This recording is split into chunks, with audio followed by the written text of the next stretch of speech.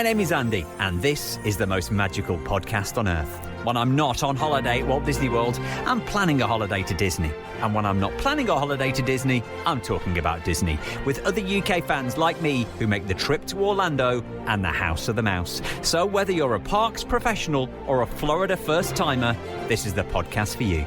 Each episode, I'll be chatting to other Disney superfans to share memories of their magical times, answering your Walt Disney World questions, getting you all the latest news from the parks, and finding out what's happening right now in Orlando. So get your ears on as we take you to the most magical place on earth.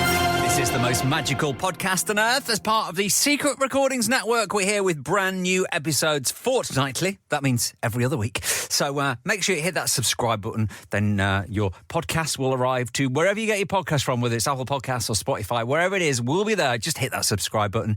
If you give us a 5-star rating as well, that will be fab. Follow us on all the socials. At Podmagical is where we are. If you have any questions, if it comes to planning when you're going to be going soon, or whether you're just thinking about booking, anything you think I can help with, even if it's just a few ideas for things, I will do my best to answer. Just drop me a DM and I'll see if I can answer it. Hello, Lucy. Wants to know, if you get Amazon, will they deliver food to your hotel? Quite simply, yes. I assume you mean groceries here. Yeah, you can. If you want your delivery, you can either arrange a time and meet them, or they'll take it in for you and they'll just tell it. I think they do charge if they take grocery deliveries, and I'm not sure how it works for alcohol. So I can't be 100% sure on this. But yeah, if you want to do your grocery delivery and have it delivered to your resort, yes, you can do that, which is probably a good idea if you've not got a car. Load up on bottles of water or crisps or a few little snacks to keep in your room. Keeps costs down, doesn't it? I'm actually going to try this when I go towards the end of April. I'm going to go to Walt Disney World next. I'm going to try Instacart. A lot of people said they've used Instacart, and that's quite good. And I think if you've never used it before, I think you get free delivery on your first one. So I'll try that and report back. Any questions? Then let me know. At Podmagical is where we are. I've got a question for you. Would you ever consider buying DVC if you have never, ever, ever been to Walt Disney World? Sounds crazy? Well, we'll find out more from our guest. Fresh back from Walt Disney World and on the podcast. Hello, Natasha. How are you? Hello. And no jet lag, you were just saying, because it was only a 1-week holiday this time. Yeah, it was only a 1 week, and I don't think we completely got out of UK time either, with it just being a 1 week trip. So we were getting up really early and tending to go to bed quite early. Right, so you were you rope dropping then every day, using advantage of the jet lag? Well, the thing is, we were only in Walt Disney World for one day this time because we went on a Disney cruise. Ooh. So we went for 1 week without our children. We had one day in Walt Disney World, which was really difficult. Like, how do you spend one day and one day only in Disney World? So some difficult decisions had to be made. We definitely did rope drop that day. We absolutely took advantage of every moment we could have in Walt Disney World. But then the following day we went on a Disney cruise. Ah, which cruise ship were you on? We were on the Wish. It was our first cruise. It was a 4-night cruise in the Bahamas. Yeah, and what did you think of the Wish? I loved it. We absolutely loved it. It's so beautiful. And it's the first time you've ever not just done a Disney cruise, but any cruise. Absolutely, any cruise. And I think, up until recently, I was of the opinion that I was not a cruise type person and I would never go on a cruise. Yeah. And my husband was in agreement.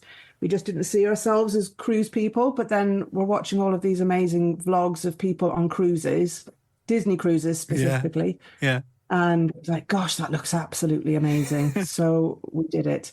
Not currently tempted to try any other type of cruise. I think that it has to be Disney. I was the same. I was like, I don't want to go on a cruise. It's not for me, no. I'm not a very good swimmer. But there's only one person who can get me on a cruise, and that's Mickey Mouse. And he got me on. And he got me hooked. Yeah. Would you do another one? Yeah, we would do another one. I think if we had a choice between a Walt Disney World holiday and a cruise, we would probably still choose Walt Disney World. Yeah. So, we've got limited opportunities to get over there and limited finances like everybody else. Mm-hmm. So I think that probably it'll be a while before the next one, because we'll want to spend our holiday time and money on Walt Disney World. And people are probably screaming at me going, Andy, ask Natasha, one day at Walt Disney World, which park did she go to? That's the big question, isn't it? Yeah. So it had to be Magic Kingdom. There was no question about that. There was going to have to be some Magic Kingdom time. And in the end, we decided, although it's not my favorite park, the No? second one, but no, not Magic Kingdom. The second park we chose to go to was Epcot, not because it's a favorite, but just because the Festival of the Arts was on, and we've never seen that before. So we were sort of lured in to try something new in Epcot, and also to see the new Moana attraction, and just to see Epcot without the walls down. This is the first time we've seen Epcot without walls. Walcott. Walcott, yeah. So we wanted to see it as it's intended to be. So we went to Epcot and Magic Kingdom. So when was the very, very first time you went to Walt Disney World or a Disney park? Maybe you ventured somewhere else first. Yeah, well, the first time I went to a Disney park was Euro Disney, the year it opened. So I think that's 92. Wow. Yeah. So I went there with my family for one day. Maybe making a habit of these one-day trips to Disney. And loved it. And always thought we'd get to Walt Disney World. It's always been on my mind, but I guess we've got distracted by things over the years, and it's so far away and so expensive. So as a family, we started going to Disneyland Paris in 2015, thinking it would be a one and done. But then we've been at least once a year, every year since then. And then during the pandemic, with my kids getting older, started to think, you know what, we got to do this Walt Disney World thing because, you know, they're growing up and we're going to miss the boat on it. And because I had a bit of extra time on my hands during the pandemic, I thought, you know what, this is the time to get my head around Disney World, because it always seemed really overwhelming, the idea of it being 4 parks and so far away or whatever. So I started watching some vlogs and I bought some books on Walt Disney World and became obsessed, I would say, during the pandemic. So we finally got there in August 2022. So that was our first trip to Walt Disney World. And then we went back again in 2023, August again. And then my husband and I have just been in February. So this month. Having dreamed about it and thought about it and researching, after the pandemic, you were like, right, Bam, let's just keep going. We'll just keep going back. Yeah. This is now our life. Absolutely. And actually, we went all in, Andy, because even before I got there, I was very invested in the idea of DVC. And we were like, we can't possibly buy DVC before we'd even been to Walt Disney World. But we did go. Go on. I'm on the right podcast, the pure obsession.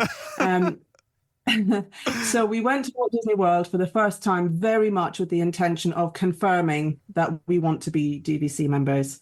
And now we are. Oh, congratulations. Welcome home. Where did you buy into? Riviera? No. We bought it into Copper Creek in Wilderness Lodge. Oh, right. Okay, yeah. I love that. The fact that we're going to buy DVC, but you'd never even been to Disney World. Never even been to Disney World. That's crazy. However, I know. But we love Disney. So we have been going to Disney every year since 2015. You know, there's no question that Disney is a big part of our lives. And we like America. We love going to America. So, I mean, in a way, it just felt like what's not to love? We will love it. And we did love it. So we're very happy with our DVC membership. Let me ask you the question then. Why do you love Walt Disney World? What is it about those parks? Gosh, what's not to love, Andy? I mean, I think, do you know what? It just makes me so happy. And like everyone says, it's just such an escape from the real world for a bit. And I just love the happy music and all of the creativity and the color, and everyone there is so happy and smiling and friendly. And, you know, you just see, particularly in Disney World, you just see such beautiful acts of kindness towards other people and things that just really make your heart melt. And yeah, it's just like lots of people, it's my happy place. And you're a family of 5, so with the 3 kids. How old are the kids now? So my children are 17, 14 and 11. And how did they react when you've just went on this cruise and didn't take them? Yeah, they were okay about it. I think the two older ones are not really into the idea of the cruise anyway. Okay. I don't think they felt that they were missing out on anything with the cruise. My youngest, she was happy for us, but she did say she would have loved to have come, and having done it, she would have loved it. She Yeah. would have absolutely loved it. Yeah, it was okay. I think they wanted us to go and have a good time, I think. But have you got a family holiday planned coming up? Maybe a DVC stay with all of you? Oh, Andy, we don't have a DVC stay. Well, our next DVC stay will be in 2025. Right. So you Again, banked your August. points there? Yeah, so we'll need to kind of bank and borrow to combine our points for that. Because to go as a family of five, we stay in a two-bedroom villa. It's one of the reasons why DVC was so appealing to us, because we really do struggle to find property within the Disney bubble that accommodates all five of us comfortably. But a two-bedroom villa is a big expenditure of points. Yeah. However, we are going to Japan for Easter, and we'll swing by Disneyland Tokyo. Of course, you have to if you're going to be in Japan. It'd be rude not to go visit. Yeah, it'd be so rude not to go, wouldn't it? So yeah, we'll go and we'll try that out. With our guest in just a moment, an update of news from Walt Disney World. Let's start off with food, first of all, because there's been an update to the My Disney Experience app that will affect you when it comes to making dining reservations for the better, because you will soon be able to search multiple days, so you can get your reservation slot, not just for the day you want it, but you can look at multiple days at a time. So if you've got your reservations coming up, and you can look 10 days ahead if you're staying at Walt Disney World, so you can look at a whole 10 days worth of reservations rather than going to each individual day. There's some more updates as well on the My Disney Experience app. Just as you get used to it, it gets confused, but it does make it easier to make restaurants reservations. And as we're also talking about food, the menus are now out for 1900 Park Fare. In fact, you can book reservations now. It's not been open since before pandemic over at the Grand Floridian Resort. If you want to have breakfast or lunch or dinner with some of your favourite Disney characters, including Aladdin and Tiana, that's where you'll find them, 1900 Park Fare. Also, there's some new desserts for Sonar at Animal Kingdom Lodge, if you can make it to dessert after the bread service.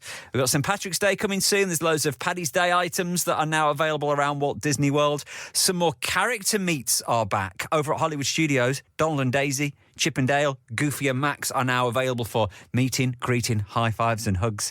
Meanwhile, Doug and Russell from Up are back at Animal Kingdom. Also, if you're a Star Wars fan, Star Tours will have new tours landing from the 5th of April, featuring characters from Ahsoka, Andor and Mandalorian. Baby Grogu will be one of the adventures. There are so many different tours you can now do on Star Tours. I think it'd be impossible to do them all. And one little news update from the UK. Disney Cruise have launched a competition for a teacher and their class to win a 4-day cruise from the UK. Details of that over on the Disney Cruise Line's UK socials. Our socials, by the way, are at PodMagical. Keep up to date with any news between now and the next podcast right on there. We have Natasha with us on the podcast, just back from Walt Disney World. She's done a Disney cruise. She's bought DVC. She's going to Japan in a few weeks. Let's talk about some of your favourite Walt Disney World things. Have you got a particular favourite memory? We have so many good memories of Disney World. I mean, every single day you just go to bed with a head full of fantastic memories, don't you? But I think that first day of going, having planned and wished for it for so long, that first day of walking into Magic Kingdom and seeing the castle was very special. I mean, it's not our first time on Guardians, and they played my song. That was amazing. What's your favourite song? I love the Iran one. Oh, okay, Flock of Seagulls. Yeah, I love that. So I'd already obviously listened to all of the songs before we went, and then that one came on. And I think I was just so unprepared for what a party that ride is. So I was just living my best life, whizzing around, listening to that song. That is a great way to describe the ride. It is a party. It's the music, the lights, the movement. Yeah, it's a party. That's what it is. It is. It's so good. So that was a happy memory. And although I don't know if he'll listen to the podcast, but I have a very fond memory of my 17-year-old son, who's normally like into heavy metal and hard rock and stuff. He's he's a 17-year-old boy. Mm-hmm. But when he asked if we could go on the Winnie the Pooh ride together, that made me very, very happy. So I don't think he loves the thrill rides as much as he'd like to love them. Yeah. I think he finds it a little bit overwhelming. So I think Okay. we'd done a run of some of the more thrilling things, and I think he was just looking for something a little bit more gentle. Yeah. And that's what he asked to do. Fair enough. I absolutely said yes. If your 17-year-old boy wants to take his mum on Winnie the Pooh ride, that's a lovely moment right there. It is a lovely moment. It is. What is your favourite ride? I think I'd have to say Guardians. Yeah. I mean, I like a lot of rides, and I'm very drawn towards the thrill rides, but Guardians is amazing. Absolutely amazing. And if it comes to overall attractions, would it still be Guardians, or is there any kind of like fireworks or shows that would peak it for you? I think probably it's Guardians, but just by a little bit, because there really are so many really great attractions there. I would prefer the attractions probably to fireworks or parades or character meets. Yeah, I'm mostly there for the attractions, but I do enjoy all the other things as well. And what about food? Are you a Disney foodie? I am, but there is so much food. Like we struggle to, like we're always full, and our mouths are like, oh, that looks amazing, but then we're like, oh, but I can't fit it in. So we do love the food. So there are a lot of the snacks that we have to have every time, such as quite like the pineapple upside down cake at Aloha Isle. There's a good one. But with the coconut soft serve or ice cream, whatever that is. And I also love I don't know what it's called, but the swirl that you get at Sunshine Tree Terrace with the orange bird. Yes. We love a Ronto wrap. So we probably prefer the snacks more than meals as such. Have you got a favourite restaurant that you always tend to go to? You'll be pleased to hear that top of the list is probably Chef Art Smith's. Yes. Yeah.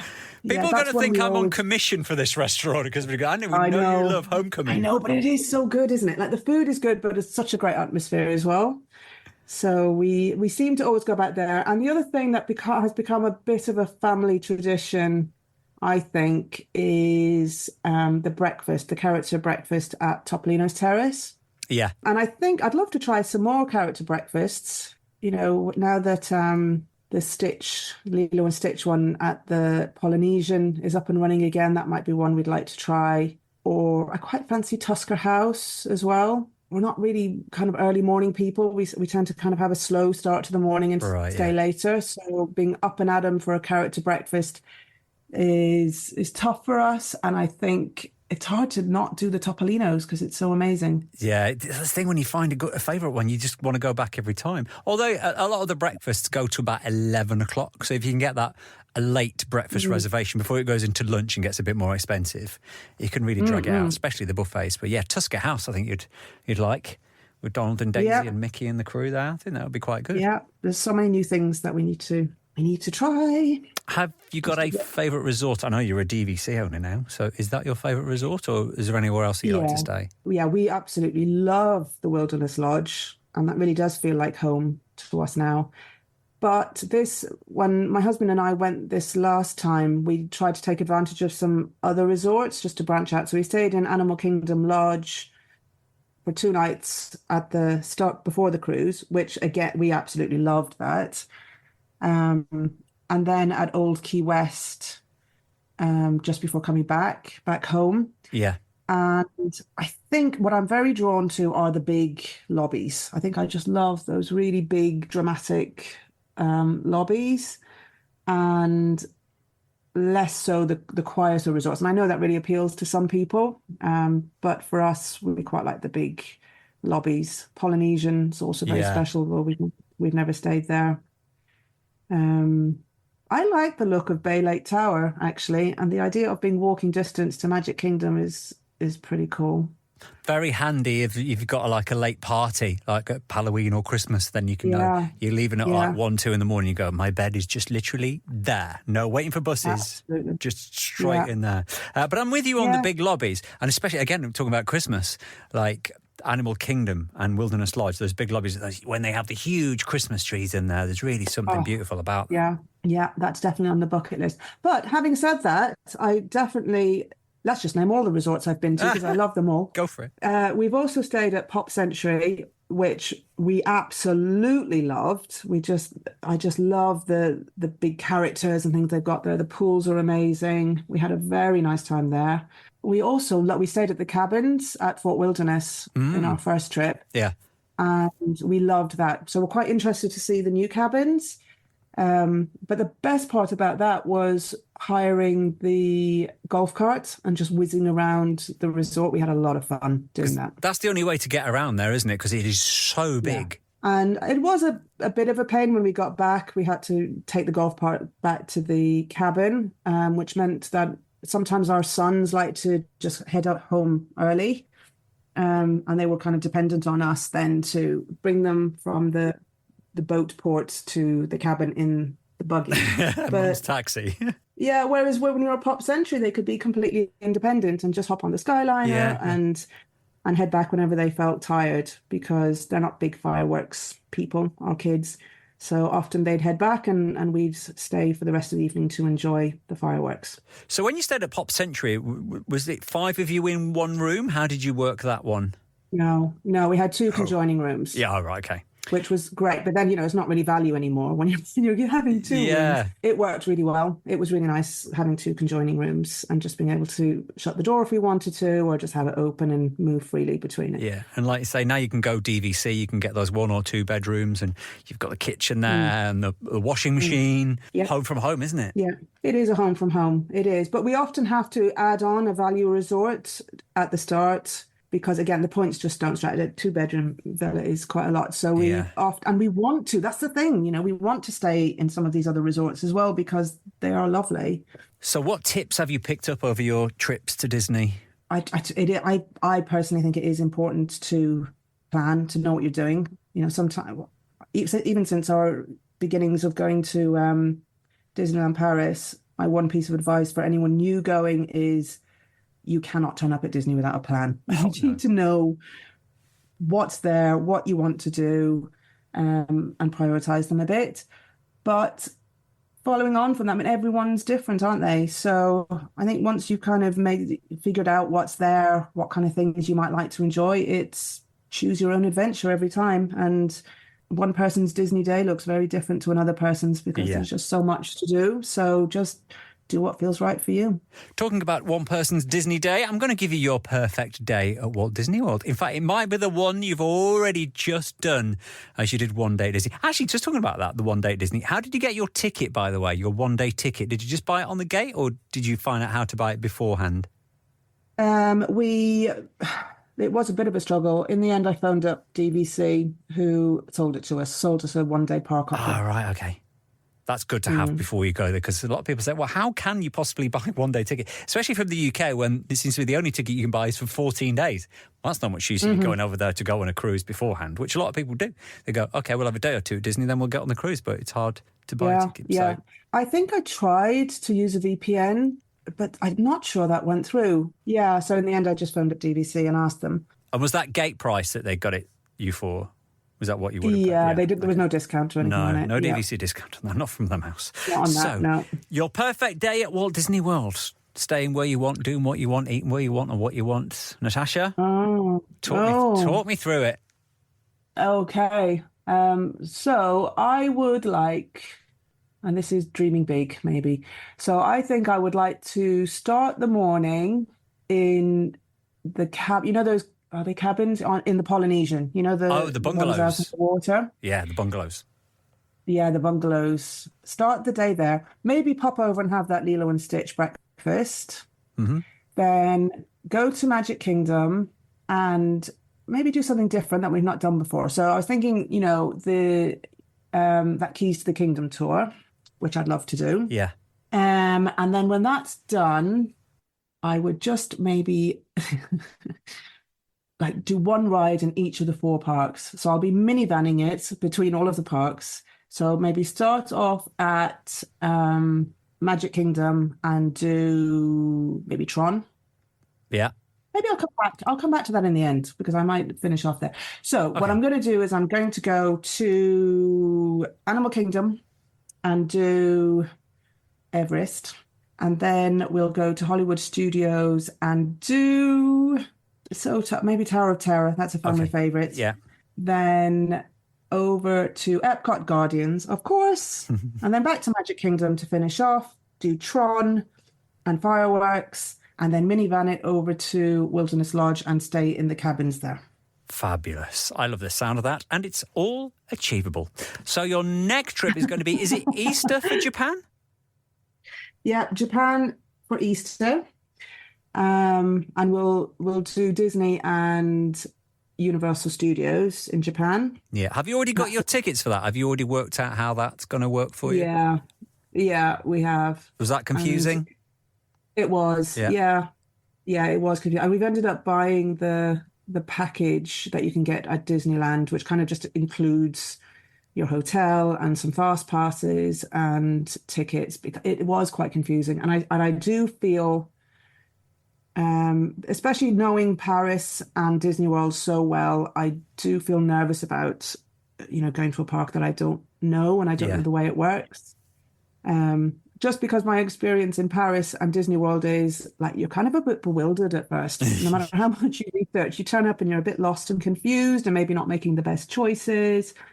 So you can get to the end of the day feeling like you've just been spun around and you want to go back and do it differently. So hopefully with a bit more research, we'll feel like we did it to the best of our abilities. But we've got some fast passes for the rides that we definitely don't want to miss. So I'm happy with that. And did you book that through the official Disney site? Was that quite easy to do, the package?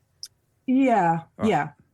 That was easy through the site, yeah. Well, apparently Disney Sea at Tokyo is probably the best theme park that Disney have got out of all of them. Yes. But I've never been. Yeah. So what a year. Disney World, Disney Cruise, Tokyo. Incredible. And it's been so nice to chat to you on the podcast. And congratulations on buying TVC, even though you'd never been to Disney World. Natasha, have a magical day. Thank you. I'd love to get you on the podcast if you fancy coming on for a chat. Drop me a message at PodMagical is where we are. If you're going to be going to Walt Disney World over the next couple of weeks, good time to go. Busy time to go because those spring break crowds have started to build now between now and Easter. Various American and especially Florida schools are going to be off between now and then. So expect it to be busy, very busy at weekends. Although there's a lot of Eastery things going on. The Easter egg hunt at Epcot has now started. I think it's about $9.99 and you go around and you collect the various different stickers where you find the character eggs. And then there is a prize at the end of it. Also over at Grand Floridian, they've got their Easter egg house, if you want some little snacks over there.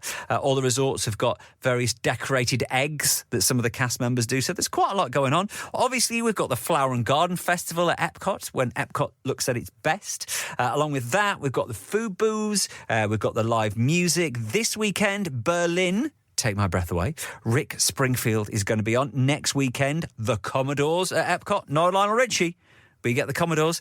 Meanwhile, SeaWorld have got their Seven Seas Food Festival. They've got live music this weekend from the Righteous Brothers and the Goo Goo Dolls. Universal, it's the parade for Mardi Gras. Some live music is there as well. Ava Max on Saturday, Queen Latifah on Sunday.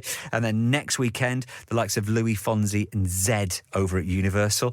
Pound to dollar's doing all right at the minute. We're looking around 1.28. That's probably the highest it's been for almost a year. I think this time last year it was about 1.31. But after the budget, there's been a bit of an increase in the pound to dollar exchange rate. The weather, looking around the high 20s. Those rainy storms you expect in Florida are happening as well now.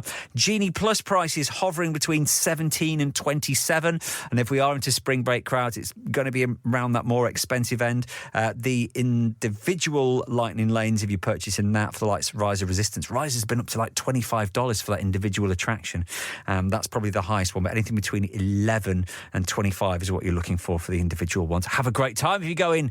Tag us in your pictures at PodMagical is where we are. And the top tip for this episode, I tried to do a little bit of research on this because I never hire a car when I go to Disney, and I do, like a lot of people, like to go for a day or two to Universal. What's the cheapest way to get there? So I've worked out the cheapest way when you get in your Uber to Universal is to get one from Disney Springs, because that is kind of like the nearest point on property where you can get an Uber from. So don't be getting it from like Animal Kingdom or Magic Kingdom, which is miles away. If you can get the free transportation to Disney Springs, and then when you get to Disney Springs, Marketplace, there's 2 Uber or Lyft, 2 pickup points at Disney Springs. There's one near where the Cirque du Soleil is, not that one, the other one. So where the Marketplace is, I've worked out from there to Universal, that's the shortest distance and the cheapest price to get your Uber or Lyft. If you have any top tips better than that, then let me know. Or maybe you've done that journey. You can think of a cheaper way to get from Disney to Universal. Do let me know. @PodMagical is where we are. You can send your questions. If you want to be a podcast guest, drop me a message. We'll get some time. We'll sort up a recording time and we'll get you on to find out about your Walt Disney World loves and memories. We'll be back in 2 weeks with a new podcast. Hit that subscribe button and it'll land in your inbox by then. And until then, please stand clear of the doors.